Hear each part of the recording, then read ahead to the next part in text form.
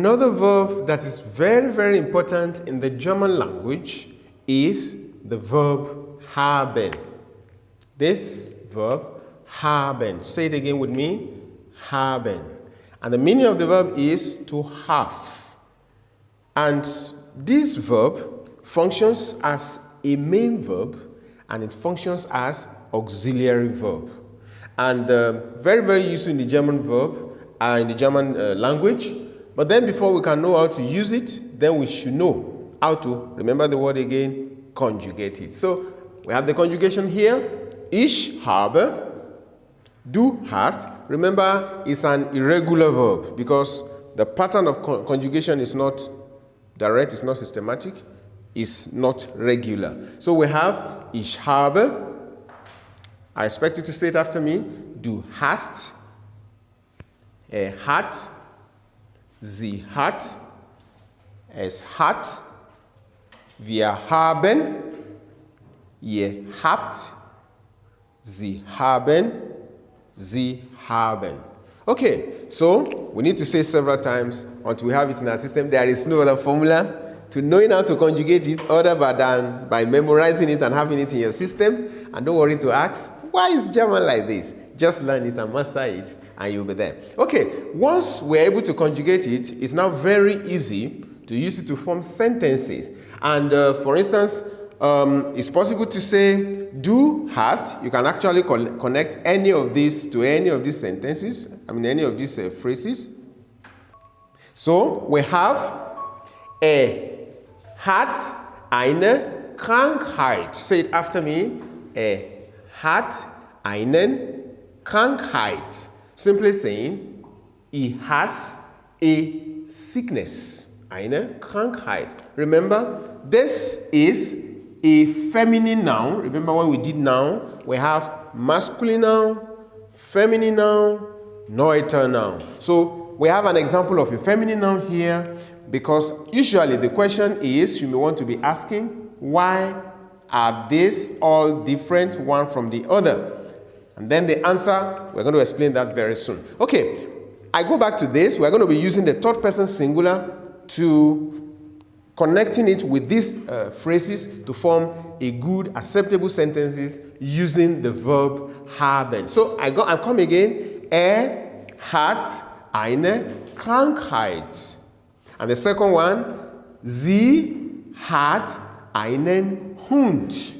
The first one is he has a sickness. The second one is she has a dog. Yeah, einen Hund. A dog. Say it, einen Hund. Einen Hund. Okay, then the third one is sie hat einen Kater. Say it, let me hear you. Sie hat einen Kater. Kater is a cat, okay? Sie hat einen Kater. And then the next one, sie hat eine Uhr. Say it, sie hat einen Uhr. And that is, she has a clock, a wristwatch actually. Eine Uhr, a watch. Okay, we can also go to the other personal pronoun. Wir haben ein Haus. We are familiar already with this one already. Haus simply means a house. Wir haben ein Haus. And then we come to ihr habt keine Ahnung. Ahnung is idea. You guys, ihr habt, you have no idea. Ihr habt keine Ahnung. And then the last one, sie haben Recht. Sie haben Recht. That simply means you have right. Okay, then we still have one there. Depending on the personal pronoun you have chosen, let's go back to ich. Ich habe einen Erfolg. Ich habe einen Erfolg. I have success. I'm successful. Ich habe einen Erfolg. So you see, the verb haben can be used in connection with the phrases there to form good sentence, and many more phrases we can still use to form good and correct sentences. I come back to what we have here. Actually, these are articles, and here we have the noun. We have to determine the kind of article or the declension of the article that will be before it. So, for instance, we have Hund, that means a dog, and dog is masculine. Krankheit is feminine, I've indicated it. Kater, that's masculine. Uhr, that's feminine. Haus, that's neuter. Ahnung, that's feminine. Recht, that's not a noun. Erfolg, that is masculine. Okay, so looking at all this, you discover that all the masculine noun, they have einen. For instance, here we have it here. Here again, Kater, einen Kater. And then where is masculine again? Einen Erfolg. We're still going to talk about the cases so that we understand that better. We're going to do that in the next class. Okay, now there's another thing is forming questions with haben. How do you form questions with haben in German language? Very easy. You need to transfer the noun, the verb from the second position, take it to the first position where there is the noun or the pronoun, and then you have your question. I will call it inversion. You invert. Yeah? The verb is here.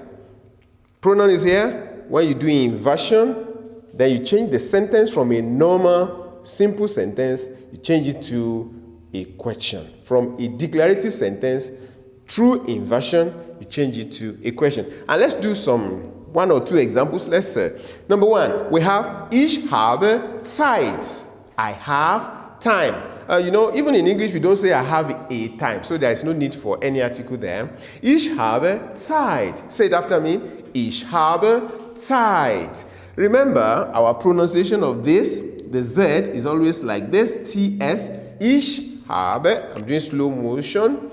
Ich habe Zeit. TS, Zeit, Zeit. Ich habe Zeit. Okay, then to form a question, just do the inversion. Habe ich Zeit? Do I have time? Okay, do I have time? So, and we can do that to any sentence that we form here, to form sentences. So with that, we go to the last one, which is the usage of the verb haben. And then this verb haben can be used with nouns. You remember Nomen? So that means you can connect the verb haben as you conjugate it with a noun. And here we have Durst, Hunger, Angst. Pronounce after me. Durst. Second one, Hunger. Last one, Angst. The first one, Durst. That is thirst. And the second one, Hunger. Of course, you can already guess what that one can mean. That is hunger. And then the last one, Angst. That is fear. Okay? And in German, if you want to say, I am thirsty, this is the sentence. You can just say, now, because we know this is I, you just say, Ich. Remember, this is the verb we used to express it. Ich habe Durst. Ich habe Durst. And then you have successfully said it. I am thirsty. Ich habe Durst. Say it, let me hear. Ich habe Durst. I am thirsty. Now we have here, das Kind hat Durst. Das Kind simply means the child. The child. Remember, das Kind, Neuter, das Kind. The child is thirsty in English, but in German we say, das Kind hat Durst. And then the second one is, das Kind hat Hunger. Say it, das Kind hat Hunger.